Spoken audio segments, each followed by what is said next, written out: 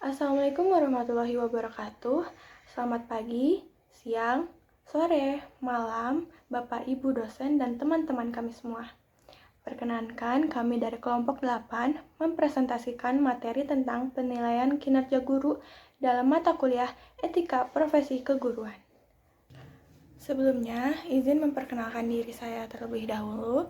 Nama saya Putri Wilantri Jatmiko dengan NIM 41032102251089. Dan teman saya bernama Pandu Lanang Kausal dengan NIM 41032102251084. Dari program studi pendidikan luar biasa, Fakultas Keguruan dan Ilmu Pendidikan Universitas Islam Nusantara tahun 2025.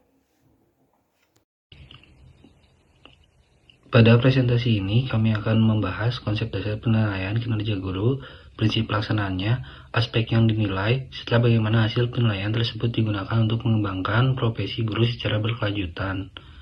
Tujuan penyusunan materi ini adalah memberikan pemahaman terkait pentingnya penilaian kinerja guru, menjelaskan hubungan antara etika profesi keguruan dengan pelaksanaan kinerja guru. Yang ketiga, meningkatkan kesadaran bahwa guru memiliki tanggung jawab profesional yang harus dipenuhi baik dengan peserta didik di sekolah maupun masyarakat.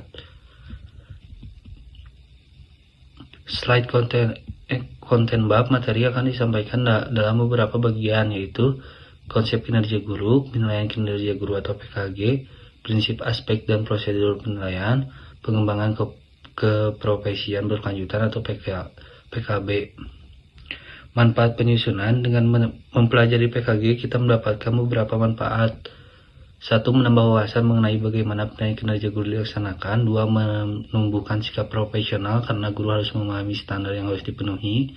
Ketiga, sebagai bahan pembinaan untuk meningkatkan mutu pendidikan melalui peningkatan kualitas guru. Pada bagian pengantar ini, kami akan menekankan bahwa penilaian kinerja guru merupakan bagian penting dari etika profesi. Guru tidak hanya mengajar, tetapi juga harus dievaluasi secara berkala agar kualitas pembelajaran tetap terjaga dan meningkat. Tujuan pembahasan bab ini adalah memahami konsep dasar PKG, mengetahui tujuan PKG sebagai alat evaluasi dan pembinaan, dan memahami tujuan tersebut, guru dapat menyadari bahwa PKG bukan sekedar penilaian administratif tetapi sarana untuk memperkuat profesionalisme. Penilaian kinerja guru adalah proses sistematis untuk menilai pelaksanaan tugas guru sesuai standar kompetensi yang berlaku. PKG memiliki 3 fungsi. 1. Formatif, yaitu untuk mengenali kelebihan dan kelemahan guru. 2. Sumatif, yaitu sebagai dasar dalam kenaikan pangkat atau jabatan.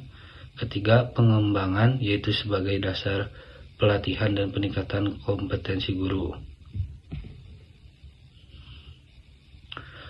Pelaksanaan PKG harus memperhatikan prinsip-prinsip berikut. Objektif, berdasarkan bukti nyata bukan opini pribadi. 2. Transparan, guru mengetahui proses, instrumen, dan hasil penilaian. 3. Akuntabel, hasil penilaian dapat dipertanggungjawabkan secara profesional. 4. Adil dan konsisten, dilakukan secara berkala tanpa diskriminasi. Prinsip-prinsip ini memastikan PKG dilakukan dengan profesional dan tidak menimbulkan konflik atau ketidakadilan. Lalu di sini ada slide aspek yang dinilai. Dalam PKG, beberapa aspek yang dinilai meliputi ada 5 hal. Yang pertama ada perencanaan pembelajaran, yang kedua pelaksanaan pembelajaran, yang ketiga evaluasi dan tindak lanjut pembelajaran, yang keempat kepribadian dan etika profesi, dan yang terakhir kelima pengembangan diri dan profesionalisme. Aspek-aspek ini selaras dengan kompetensi pedagogik, kepribadian, sosial, dan profesional yang harus dimiliki seorang guru. Lalu, di sini ada slide prosedur PKG. Prosedur PKG dilaksanakan melalui beberapa tahap, yaitu pertama, ada evaluasi diri oleh guru untuk menilai sejauh mana tugasnya telah dilaksanakan.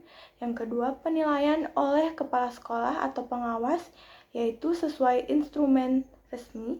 Yang ketiga itu ada umpan balik dan tindak lanjut, yang menjadi dasar pembinaan atau pelatihan. Dengan prosedur ini, guru tidak hanya dinilai, tetapi juga dibina untuk terus-menerus berkembang. Lalu, di sini ada slide pengembangan keprofesian berkelanjutan atau PKB. Hasil PKG menjadi dasar pelaksanaan PKB yang meliputi yang pertama, pengembangan diri melalui seminar, workshop, dan pelatihan. Lalu, publikasi ilmiah seperti PTK dan artikel ilmiah. Lalu yang terakhir ada karya inovatif, baik dalam bentuk media, metode, ataupun produk pembelajaran. PKB bertujuan untuk memastikan guru dapat terus mengikuti perkembangan pengetahuan dan teknologi pendidikan. Lalu yang terakhir, ada slide kesimpulan. Sebagai kesimpulan, ada 3. Yang pertama, penilaian kinerja guru sangat penting dalam menjaga dan meningkatkan profesionalisme guru.